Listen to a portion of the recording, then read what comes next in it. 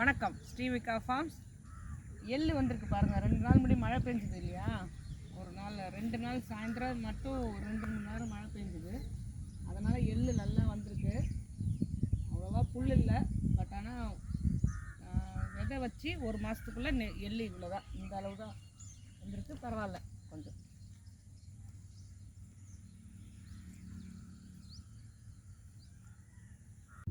கத்திரிக்காய் நாற்று பாருங்கள், அப்படியே மண்ணோடு எடுத்து வச்சுருக்கோம். அதனால தான் 4 பாத்தி கட்டி இப்போ தான் கட்டியிருக்காங்க. தண்ணி விட்டுட்டு நட்டுடலாம் அப்படின்னு.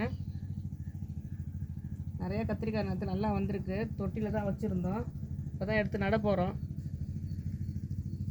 ஃபார்மில் விளைஞ்ச பூக்கள்லாம் எடுத்துகிட்டு போகிறோம் வெள்ளிக்கிழமை இன்னைக்கு. கொஞ்சம் வெங்காயத்தாள் இருந்துச்சு சமையலுக்கு.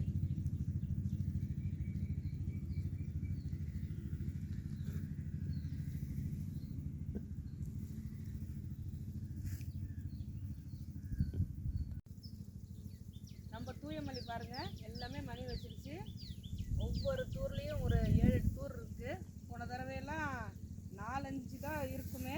நல்ல எல்லாமே மணி பிடிச்சிருக்கு. இன்னும் ஒரு மாத காலம்தான் அடுத்தெல்லாம். இந்த வாட்டி பார்த்து செஞ்சது, அதுவும் 2 நாள் முன்னாடி மழை பெஞ்சது. பூமி குளிர்ந்து எல்லாமே அழகாக விளைஞ்சிருக்கு.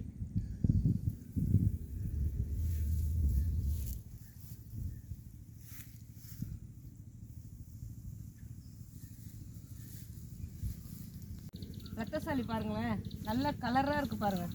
நம்ம அப்படியே நம்மளோட பிளட்டு கலர்லேயே இருக்குது. அதாவது தான் இது ரத்தசாலின்னு வச்சுருக்காங்களான்னு தெரில. இது சாப்பிட்டா அவ்வளோ ஹீமோக்ளோபின் ரைஸ் ஆகுமா பாருங்களேன். நல்ல ரெட்டிஷ் ஆரஞ்சு. இதுவும் நல்லா இந்த வாட்டி நல்லா விளைஞ்சிருக்கு. நாங்களே இது முன்னாடி இதோட விதையை கூட நாங்களே தான் ரெடி பண்ணிக்கிட்டோம். இதுக்கு முன்னாடி உள்ள விதை தான் வாங்கினது. அதுக்கப்புறம் நாங்களே 40 கிலோ விதை இங்கேயே ஆர்கானிக்காக ரெடி பண்ணி அதை தான் இப்போ எல்லா இடத்துக்கும் ஒரு ஏக்கருக்கு ஃபுல்லாக போட்டிருக்கோம்.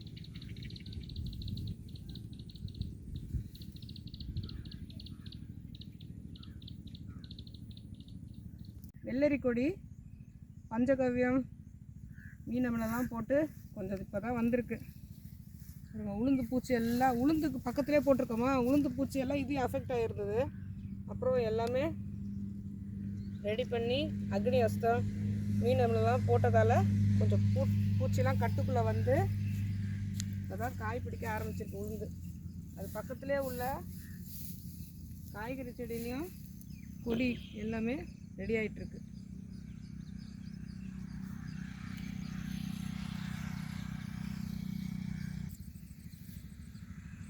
அவரைக்கொடி பாருங்கள், அவரைக்கொடி ஏதாவது பூ வராங்க. இன்னும் பந்தல் போடணும். அடுத்த வாரம் தான் வந்து பந்தல் போடணும்.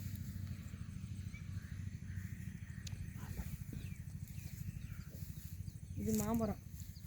மாமரத்துலேயும் இந்த வருஷம்தான் கொஞ்சம் பூ வச்சிருக்கு. இதுலேயும் நெல்லுக்கு போடுற அவ்வளோ இது ஸ்ப்ரே பண்ணிகிட்டே இருந்தோம் பக்கத்தில்.